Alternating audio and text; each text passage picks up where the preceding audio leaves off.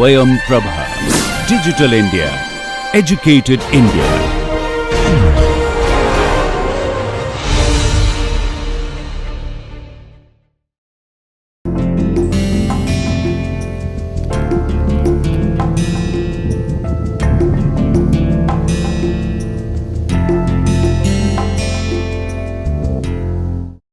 In the previous few lectures, we had been looking at the motion of a single particle, and we saw that given a particle, I essentially get its equation of motion and then solve it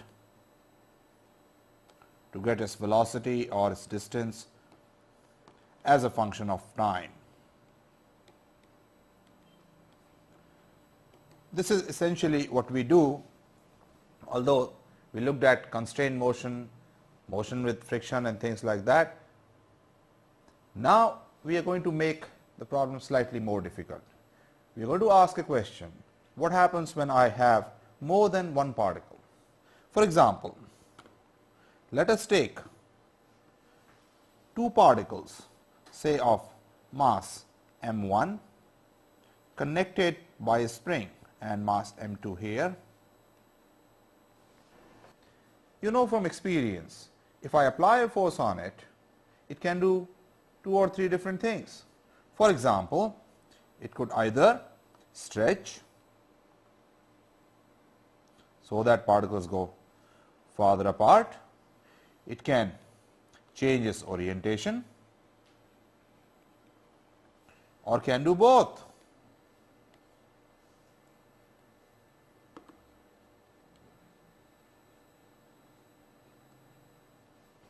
And mind you, in all this process, there is a force that is acting on both the particles through the spring, and I am also applying a force on this and a force on this. So how do we go about describing such a motion, and what happens when the number of particles increases? This is what we are going to look at, and a quantity that becomes very useful in describing motions when many particles are involved is momentum. Let me motivate that by taking an example. Suppose I have a cart which is moving on a horizontal track without friction. It is moving with velocity v, and I start pouring some sand or some mass into it. Either I could put it vertically down or slowly put it in. You know from experience that the cart is going to slow down. In fact, if you want to keep it moving with the same speed, you would have to apply a force, and that force is going to be proportional to the rate of change of the mass of this cart times v.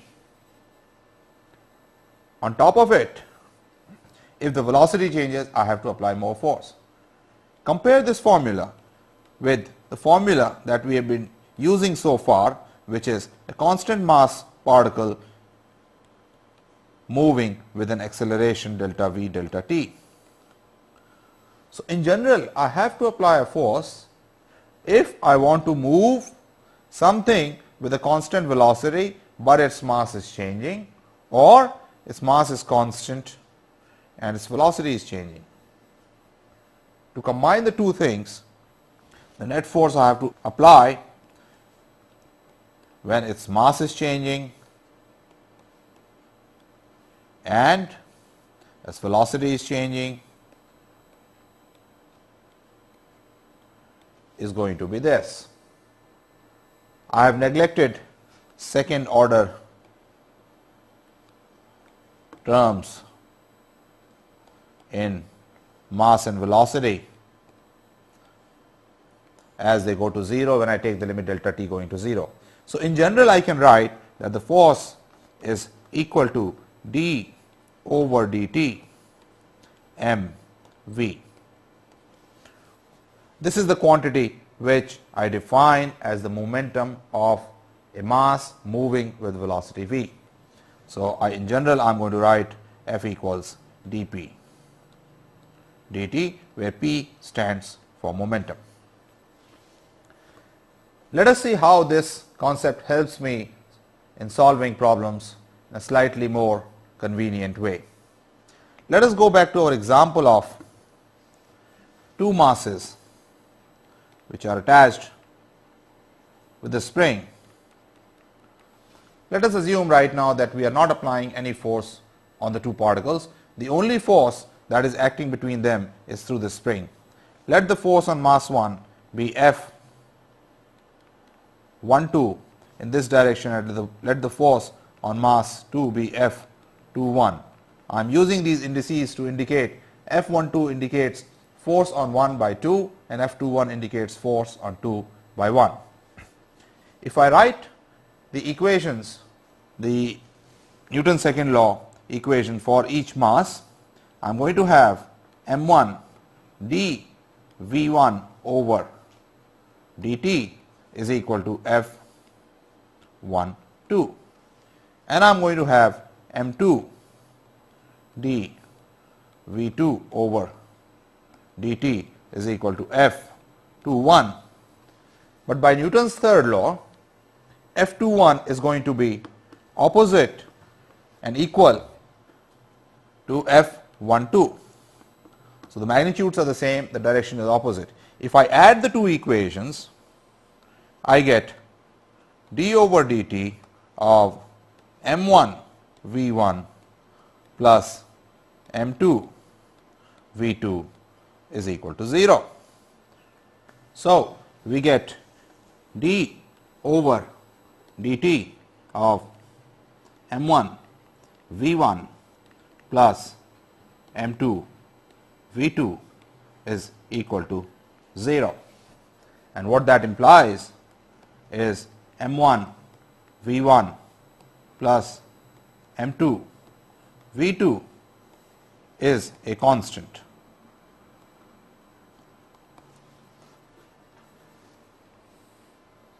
So, what we learn is that no matter what the interaction between the two particles is, I have taken it to be most general, F12, F21, as long as Newton's third law is satisfied, is obeyed, m1 v1 plus m2 v2, or the momentum of the first particle plus the momentum of the second particle, which I will call the total momentum of the system, is going to remain a constant. This gives me an insight into the problem. The particles may be doing anything on their own. For example, as we said earlier, they could be stretching,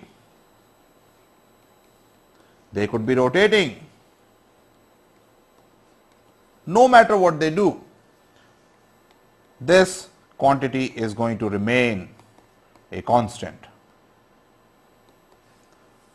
This is the statement of conservation of linear momentum in its simplest form, and when combined with other conservation laws like energy conservation, it gives me a great handle to solve mechanics problems. Let us see what happens if the forces were also applied on each of the particles. For example, I could have on particle 1 there is a force, and to distinguish it from the internal forces between the particles, I will call it F external on 1. Let me call a force on this which is F external 2, and see what happens, what the dynamics of the system is. So, now I am going to have d v1 over dt times m1 is equal to F external 1 plus F12, and m2 d v2 over dt is equal to F external on particle 2 plus F21, which, if you recall from the previous slide, is minus F12, and if I add the two equations, I again get that d over dt of m1 v1 plus m2 v2 is equal to F external 1 plus external 2, which is the total force applied on the system. So, as long as Newton's third law is applicable, what I learn is that given a system of particles, so what we see is that the rate of change of total momentum is equal to the net or total force applied from outside, no matter what is happening between the particles. I took an example of a two particle system. Is it true in general? Let us see. So, suppose I have a collection of particles, many of them, and I apply force on each one of them, external force,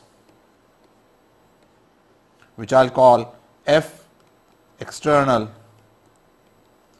on ith particle. In addition, they are also interacting with each other,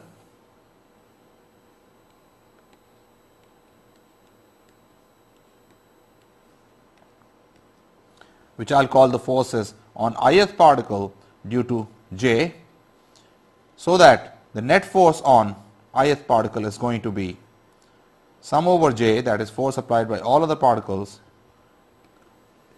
but not I. It cannot apply a force on itself. So that if I write the equation for ith particle, it is going to be mi d vi dt is going to be equal to F external on the ith particle plus the forces due to all the other particles, which are going to be equal to summation j, j not equal to I, F I j.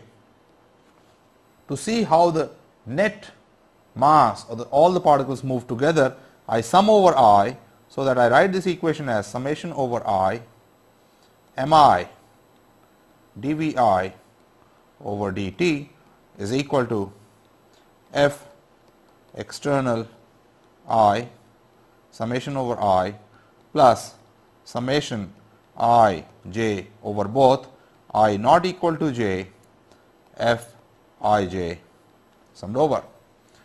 This is a generalization of the formula previously written for two particle system. This you recognize is the rate of change of total momentum P, which I defined as summation of individual momenta. This should be equal to, this is the net external force. So, F external total plus this term I j, I not equal to j, F I j. Let us see what this term adds up to. You can already anticipate it should add up to 0. How does that happen? F I j summed over I and j, I not equal to j, I can write as 1/2 summation I j, I not equal to j, F I j, and just interchange the indices j I, because I am summing over I and j completely, it does not really matter. But by Newton's third law, F I j is equal to minus F j I. So, this term adds up to 0, and therefore, this term is 0, and what we learn then is dP dt for a many particle system is also equal to F external only, where F external is the total force. It is the sum of individual forces applied on each particle. This is a general statement, and you can right away see that if F external is 0, then dP dt is going to be 0, and therefore, net momentum is going to be conserved. So, let us see this again. dP dt is equal to F external total, and if the total applied force from outside is 0, dP dt is 0, or equivalently P is a constant.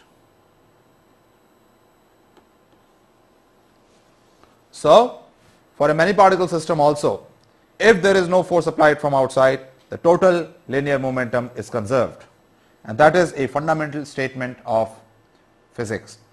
It is used in conjunction with other conservation laws and makes solution of problems easier at times.